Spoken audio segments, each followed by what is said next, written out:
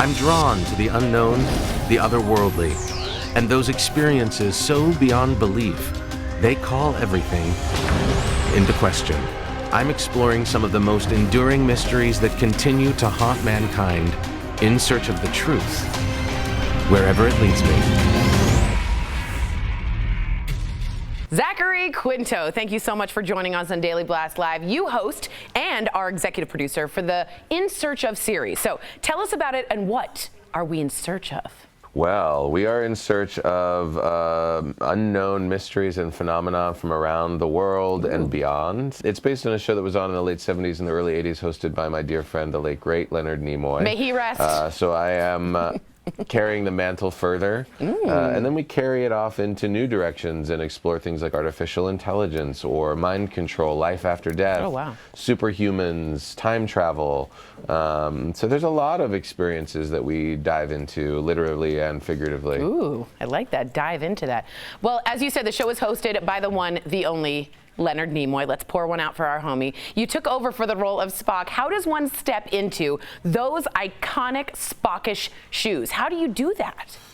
Well, I was really lucky to have Leonard as part of the process, you know, and we became incredibly close friends for the last decade of his life. And so there was a real connection between us. I feel like that was a part of that experience and a part of this one. Wow, that's amazing. Now, we've discussed this on the show before, but I want to know from you, do aliens exist, and do you believe that they visited us before?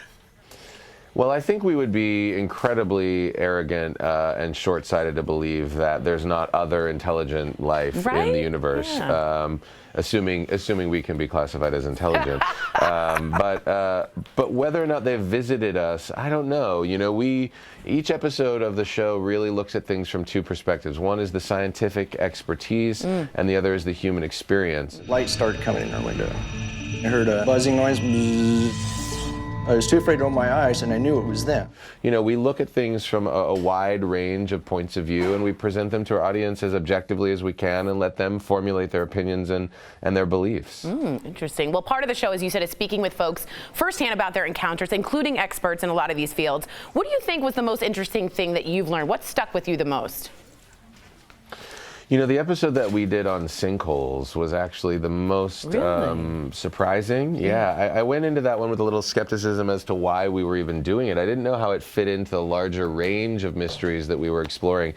But while we know what causes sinkholes, we know almost nothing about when they're going to happen, where they're going to happen, and how severe they're going to be. And so I felt really surprised by how much I learned and by how unsettled I was by the notion of the ground under our feet not even being stable.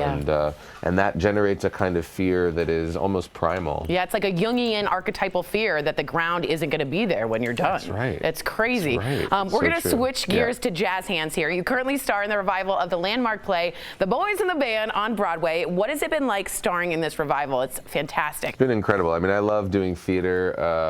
I'm never happier than when I'm on stage. And so the opportunity to work with Jim Parsons, Matt Bomer, Andrew Rannells, you know, we've had a blast. Have 2 shows today, in fact, so I'm off to the theater after I talk to you. It's a great joy to be able to bring this story to audiences today, 50 years after the play was written, and see how relevant it still is, and how much people are really on board for the story that we're sharing. We have standing room crowds. People are really, really excited about the work, and I think it's a testament to the stories that we're telling, the importance of them and the relevance of them today in this socio-political climate. This is going to make me choke up, but my family is a Trekkie family, as I said. My mom has a chronic illness, and Star Trek was the one show and still is that soothes her, including you. The next film, Star Trek 4, will be directed by a woman, S.J. Clarkson. Tell me, are there any updates or scoops that you can spill that I can pass on to my mother? Oh, I wish I had some info. You know, I think we're taking it in a new direction with SJ, who's amazing. I've worked with her before. A real milestone for the franchise. A film has never been directed by a woman before. The TV shows certainly have, but never a film. I don't know too much about the story. Other than to say that I think it'll be a real adventure. We're all really excited to come back and make another movie. And it's always so gratifying to know how much it means to people in their lives. And you know, how much it soothes people, like you said, and gives people hope. And there's such an inherent faith in humanity in the Star Trek universe. So please tell your mom that, you know, I send her a lot of good wishes and wish her the best and thank her for, you know, being such a fan of the world, because we love when we can bring comfort to people. That's so important. And I'm sorry to hear she's going through that, but sending her a lot of good love. That means a lot. Thank you. We watched our whole childhood. Gene Roddenberry is my godfather in my head. Thank you so much, Zachary Quinto. And I've waited my whole life to say this. Live long. Where's the camera? Live long and prosper. Thank you so much. Wait, what did you say? Live long and what? And prosper. Oh, you did say it. Okay, good. I was right there with you. Live long and prosper. Absolutely. Thank you so much. It means a lot to me. I always remember this interview. Thanks a lot. Great. Thank you. Take care.